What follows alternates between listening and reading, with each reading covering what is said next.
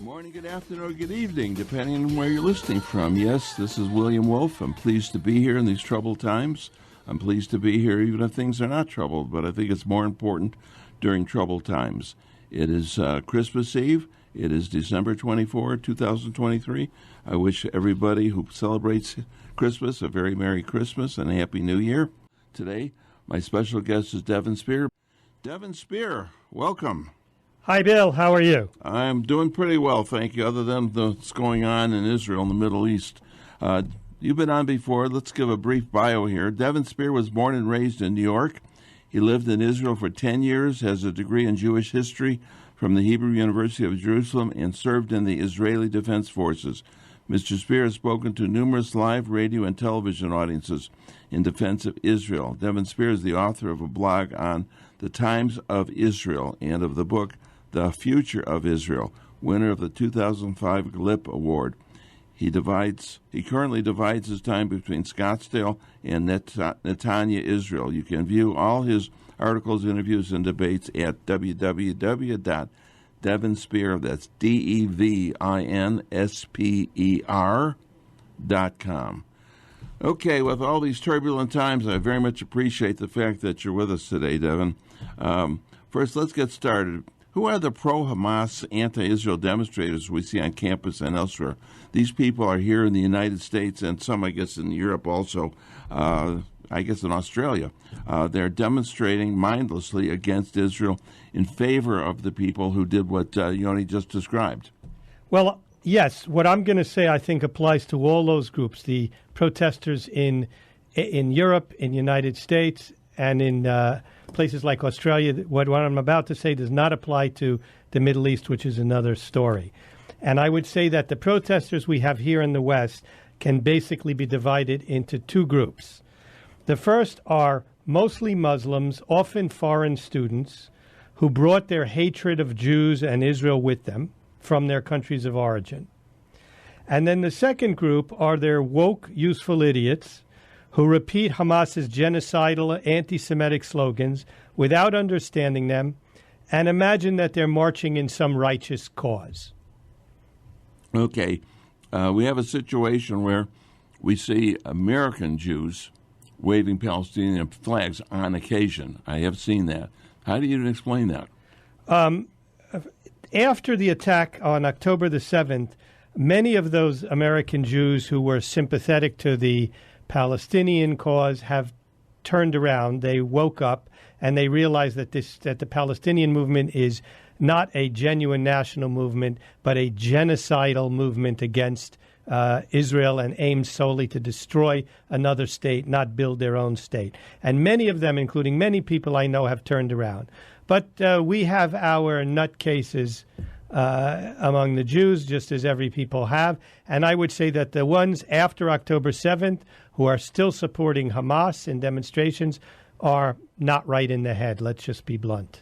Of course, there are groups like Satmar and Terry Karta, these supposedly very Orthodox Jews in Israel who openly support the Palestinians. How do you explain that? That's a whole other subject. It has to do with the fact that they believe there should be no Israel until the Messiah comes. But that's a small religious sect which is outside the mainstream of Israel and Jewish opinion. Okay. But tell us, what is motivating their large and often violent pro-Hamas, anti-Israel demonstrations? I mean, when you're pro-Hamas, you must be considered that you're pro-putting babies in microwave ovens, raping women and children, etc. How the heck can you be motivated to be pro-Hamas and anti-Israel? Well, first of all, we can say that what's motivating them is not concern for the people of Gaza. Because if they were concerned with the people of Gaza, they would oppose Hamas's terror, using them as human shields, stealing their aid. You know, all the aid coming into Gaza is immediately confiscated by Hamas, and the people are left with nothing. They beat them and shoot at the people when they try to flee the war zone. So they're not really concerned with the people in Gaza. They didn't protest against the 800,000 people that Bashir Assad, rather, killed in Syria. They didn't protest against what ISIS did to the people in Iraq and Syria. So they're not really concerned with the Arab people. Anti-Semitism is a factor among some of them, but it doesn't explain why the sudden, intense frequency of these protests. And my answer is that what's driving these protests is that Hamas knows it's facing defeat and annihilation, and it's urging its supporters to stop Israel through international pressure. Well, does Hamas really know they are facing defeat, or are they just kind of in denial? I think they were in denial, but I think they know it now. And for evidence for that, the Palestinians themselves are calling the fact that all the people left northern Gaza the Nakba 2023. Nakba in Arabic means disaster, and they're referring to the Nakba in 1948 when many Palestinians fled the country, fearing that the Jews would do to them what they would have done to the Jews had they won. Hold on a second. They were also told to leave by the Arab leadership. They were told to leave because get out of the way. We're going to kill all the Jews, and then you can come and they back. assumed the Jews would do that, and because that's what they would have done, and they fled, and they call that the Nakba, the disaster of 1948, and they're calling this the Nakba of 2023, the disaster. So obviously, disaster is defeat. It's not victory. The pro-Hamas demonstrators were at first calling for the death of the Jews, and they're now calling for a ceasefire. They wouldn't be demanding a ceasefire if they thought they were winning. The closer that Hamas comes to defeat, the more frantic their supporters become, because they're Hamas's last best hope to stop Israel. Their aim is to create public pressure on American politicians and Western politicians to impose a ceasefire on Israel before she can achieve total victory. They cannot do it on the battlefield, so their hope is that these demonstrators will create this pressure here. Well, as I've said many times on the show, Israel has never won a war. They always win a ceasefire, and so the enemies in place can rearm and do it again, as history has shown they have done. Devin, what do you think about this argument that Israel is supposedly a terrorist state? It shouldn't be using bombing. It shouldn't kill any civilians, when the fact is that Hamas is hiding among civilians, and that's their modus operandi. Well, you're right, and I would add to that, if your friend and people like that are pacifists, if they're saying they don't believe in war at all, that's a legitimate position. I will also add that he believes that the atomic bombings in Japan were war crimes. Right. So that's a legitimate position if he's against all war, right? I would argue that's not a realistic position, but that's a legitimate, let's say, a logically consistent position. But a lot of these people who are demonstrating, while they say Israel shouldn't use bombings and it's not okay if there are civilian casualties, in this country, we killed 5 million Germans by blanket bombing cities in World War II, in which the aim was to kill civilians, not by accident, the aim. When we dropped nuclear weapons on Hiroshima and Nagasaki, the aim was to wipe out the whole city. Every single country who fights a war in modern times fights a war that way, and Israel will not be held to an anti-Semitic double standard. So if you say, I'm against war altogether, that's your opinion. You're out of your mind because the world doesn't work that way, but there's nothing to argue. That's a consistent position. But if you say that you don't have a problem with Bashar Assad killing 800,000 Syrians by gassing them and purposely bombing civilians, you don't have a problem with what the Russians are doing in Ukraine, you don't have a problem with what we did in Hiroshima or in Serbia or in Afghanistan or in Iraq, but you do have a problem with Israel doing exactly the same thing, then you're simply an anti-Semite. You may not think you're an anti-Semite, but all you are is an anti-Semite who has a double standard for the Jewish state. Okay, thank you for that response. Let's get back to the discussion we were having. I appreciate the fact that you let me kind of deviate a bit, because I thought it would be important to have his comments presented to the listeners. Why would Hamas expect that the U.S. and Israel's other allies would force Israel to stop the war and save Hamas? Is it because they've done it in the past? Exactly, because that's exactly how each of the wars have ended. We've had I don't know, 5 or 6 wars with Hamas. We've had 3 or 4 wars with Hezbollah. And in every case, it ended, as you said previous to the break, the same way. Just as Israel was about to achieve victory, they were stopped by international pressure. So there's no consequences for Hamas or Hezbollah. They launch rockets into Israeli cities, they commit atrocities, and they know that before Israel can really come back and finish the war, as it should, they're going to be stopped by international pressure. Devin, what do you think would happen if Cuba started sending rockets into Miami? Right. What would happen if any other country started sending rockets randomly into our cities or any other country's cities? We all know how we would respond, how everyone would respond. But there's an anti-Semitic double standard. How dare the Jews defend themselves? How dare the Jews operate like we operate? And we don't accept this anymore. So the anti-Semites can maintain this standard. We're not accepting this standard anymore. We will play the game like everyone else plays it, and whoever doesn't like it, too bad. Okay, do you feel that this current war is likely to end the same way with Hamas in power, in position, obviously somewhat degraded because of what's going on so far, but able to re-equip, rearm, and just do it again? You know, they said they're going to do it again and again. Yes, I've heard that. And I don't understand, with that and what's happened in the past, how they can be allowed to stay in position to do it again and again. Yeah, first of all, if I'm not mistaken, I believe the guy who said that is dead. He was killed already. And so the answer is no. This war is not going to end like the other wars did, and it's not going the way Hamas expected it to go. It's now gone on for 3 months. The demonstrations haven't convinced even the Biden administration to demand a ceasefire, and Israel is not going to agree to a ceasefire even if the Biden administration requests it, and they've said that over and over again. The population of northern Gaza has fled en masse. This hasn't happened before. And the IDF had free reign in northern Gaza to destroy Hamas, and they did. The IDF is now in control of the northern third of Gaza. The 80% of Hamas's force was in northern Gaza, and they've now lost that area. Approximately a third of their terrorists have been killed. Many have been wounded. Many have been captured. The IDF engineering units follow the army, and they blow up the tunnels, which they've spent 16 years building, hundreds and hundreds of miles of these underground tunnels and bunkers. But Israel is systematically destroying this infrastructure. They've destroyed all their government buildings in Gaza City. And Hamas was not expecting the kind of aggressive, decisive war that Israel is now waging, which is very different than any of the wars she's waged in the past against Hamas. And I will mention that all these tunnels and so on, this infrastructure, was created with materials supplied by Israel, electricity supplied by Israel, water supplied by Israel, and it's just insanity.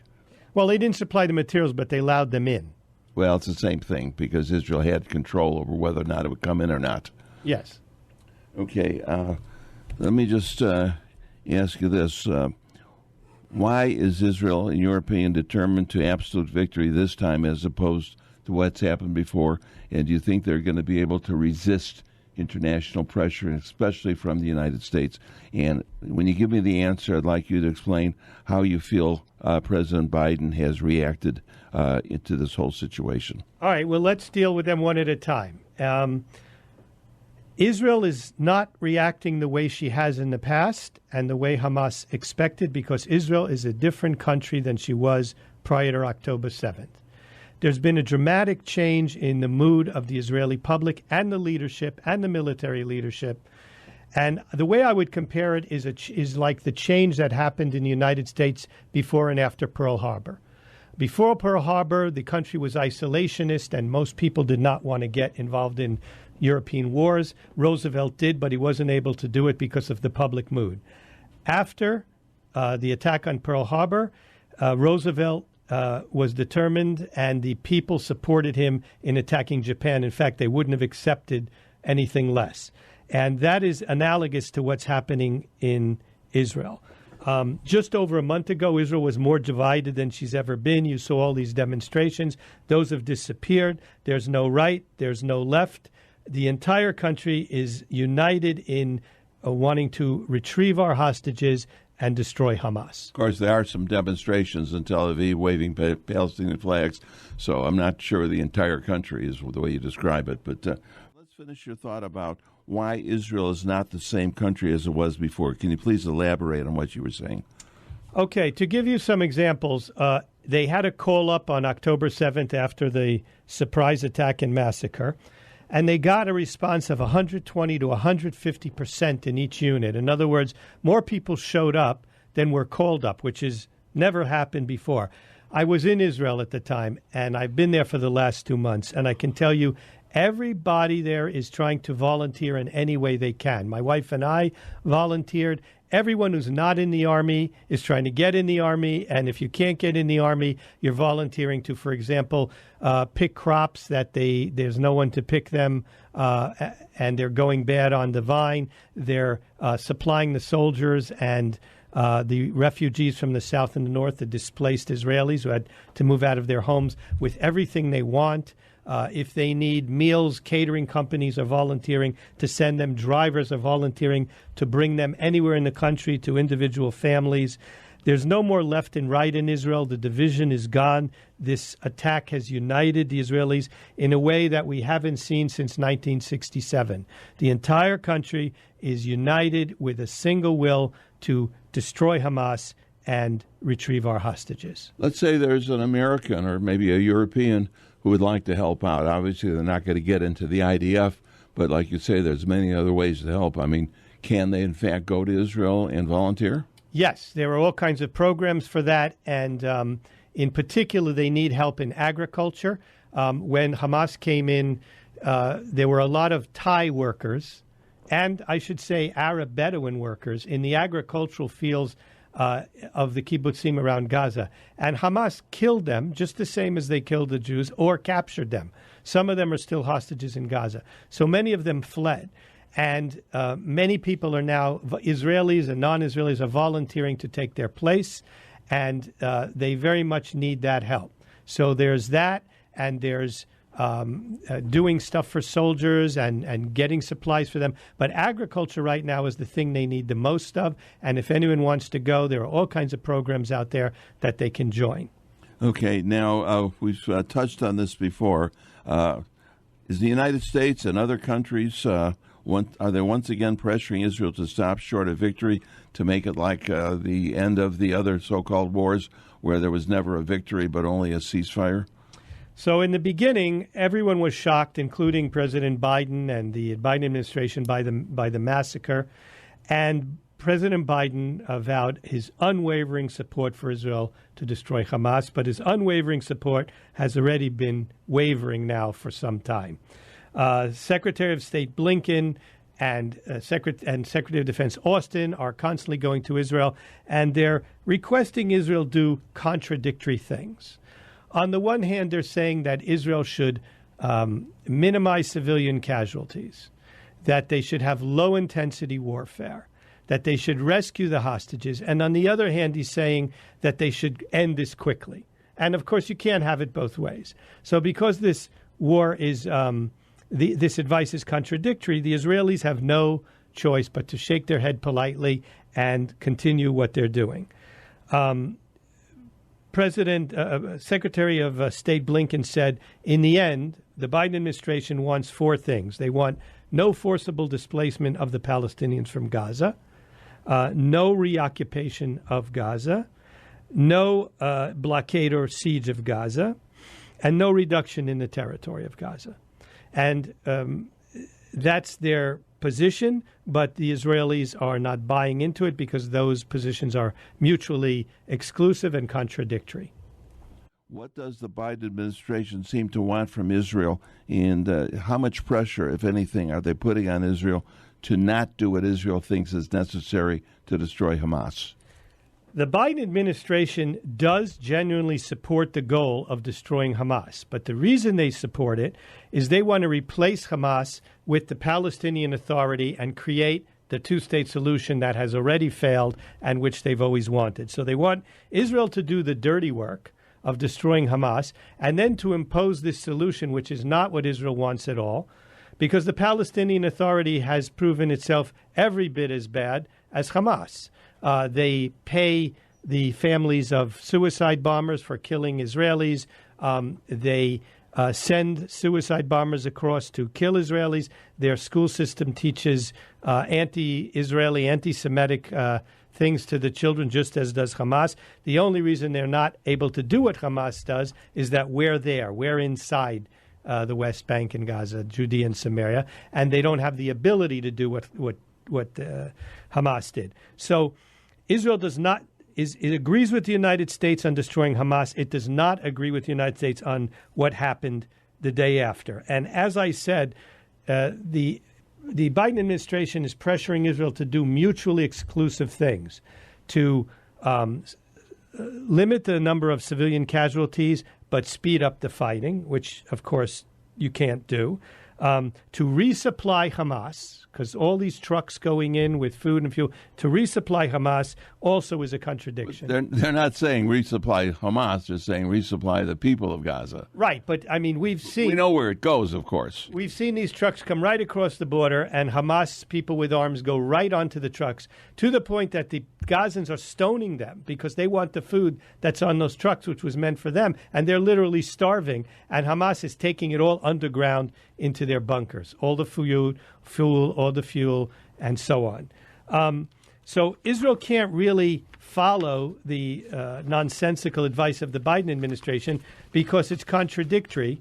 And the reason it's contradictory is that on the one hand, Biden is sympathetic to Israel, as are many of his cabinet, but his whole foreign policy establishment are former Obama people who are extremely, extremely anti-Israel, and he's getting contradictory advice, and he's trying to square the circle. He's trying to please two sides of his base, the woke anti-Israel left and the Jews and other people who are pro-Israel, and he basically can't do both things, and he's trying to do both things. Israel has to ignore this advice and do what it has to do, and so far she's been doing it. So Israel has ignored the pressure from the Biden administration. Is that what you're saying? Yes, till now, basically, they have ignored it. So let me not speak in my words. Let me quote directly Prime Minister Netanyahu on this issue. And he said this, and this was some time ago. He said, quote, "No amount of international pressure will change our belief in the rightness of our way and our right to defend ourselves. There will be no ceasefire without the return of the hostages. We'll stand firm against the world if necessary. No international pressure, no false allegations about IDF soldiers in our state," he said, "will impact Israel's insistence on protecting itself. Hamas will be demilitarized. There will be no further threat from the Gaza Strip on Israel. And to ensure that for as long as necessary, the IDF will control Gaza security to prevent terror from there." In other words, directly contradicting the 4 points of Blinken. He said that at the beginning of the war, and he said it repeatedly and almost every day since then. Okay. Well, does the rest of Israel's leadership subscribe the same view of war until victory this time? Or do you have some extreme lefties who basically would like to stop the war even though victory has not been achieved? Perhaps you have some extreme lefties somewhere, but they're nowhere in the government or the Knesset or in positions of power anymore. The country has changed, and it's moved to the right. And yes, the entire leadership, military, intelligence, and political leadership supports the points that Prime Minister Netanyahu laid out. Because the same message is repeated on a daily basis by Israeli Chief of Staff Herzi Halevi, by Defense Minister Yoav Gallant, by Benny Gantz, who is not in Netanyahu's party, but is part of now the coalition government. Anyone who listens to Daniel Hagari, the IDF spokesman, every night, gives the same message every day.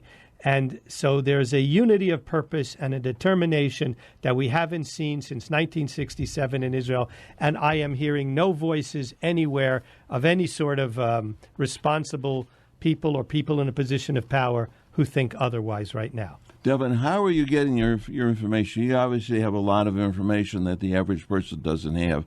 What do you do to get your information, and how can the listeners use the same sources?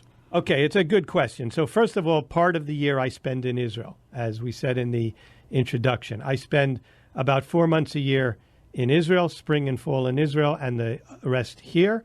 And when I'm in Israel, I am watching, of course, Israeli news. I am talking to everyone I know. I know a lot of people there, and I'm getting a lot of feedback. I'm myself volunteering. I know what is going on because I see it with my eyes. However, even when I'm here, I'm in tune with it for a number of reasons, which your listeners can do as well. One is you can listen to Israeli news if you have Dish Network. You can watch Israeli news every night. What language is it broadcast in? It's in Hebrew. There may be subtitles available. I'm not positive because I listened to it in Hebrew, so I don't remember if there were subtitles. There is also, though, if you get the Israeli station, there is an English news on it at certain hours of the day. It's called I-24. But the regular Israeli news, which is better because of the commentators, the generals they interview, there's a lot of reporters on the ground in the war. They cover it more thoroughly than we do here. Although I'll say that Fox News has been covering it very well and wall-to-wall pro-Israel on Fox News. The channel that you get here on Dish is Channel 13 Israel, which is left-wing, but still you get a lot of information. The other thing I do here is I read the Jerusalem Post or Times of Israel online, and I have my own blog, Devin Spear at timesofisrael.com, but you can read the news every day from Israel. And with those sources, you'll pretty much know what every Israeli knows. And that's in English. And those two are in English, yes. Okay, repeat the names of those two, please. So it's Times of Israel. Just Google it. It's probably timesofisrael.com, but I'm not sure, or .co.il maybe, and Jerusalem Post, which is jerusalempost.co.il. But just Google Jerusalem Post. And both of those papers are online, real-time news from Israel. Same thing you'd read in Israel in Hebrew. Okay. How should supporters of Israel, such as my listeners, and I'd like to think all of my listeners are very much supporting of Israel, view the ongoing pro-Hamas, anti-Israel demonstrations that we may have seen on, we'll certainly see it on the news from various U.S. college campuses, some campuses in Europe, and I think there was a big one in Australia. How should we view that, and is there anything we can do about it? What I'm trying to say is that we should, rather than despair in seeing these things, the Israel supporters should take heart when we see some Hamas supporters having temper tantrums, because that's what they are. They're having temper tantrums. They're trying to get attention any way they can. They try to shut down the tree lighting, Christmas tree lighting in Rockefeller Center.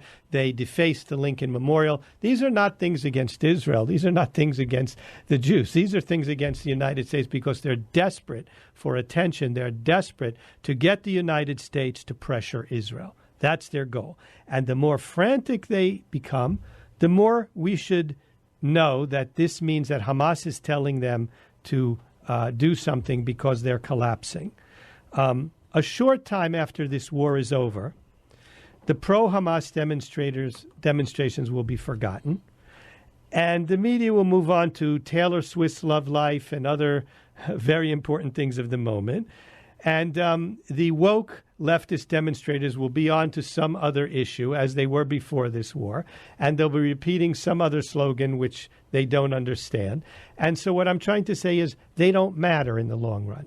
Only one thing matters. What matters is victory.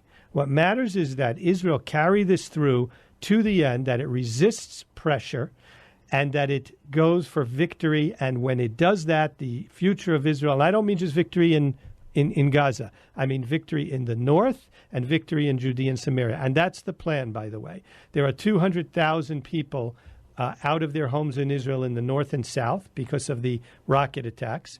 And they're not going back to their homes when Hamas or Hezbollah is across the border. And as I heard one minister say, when this is over, there's not going to be an Iron Dome.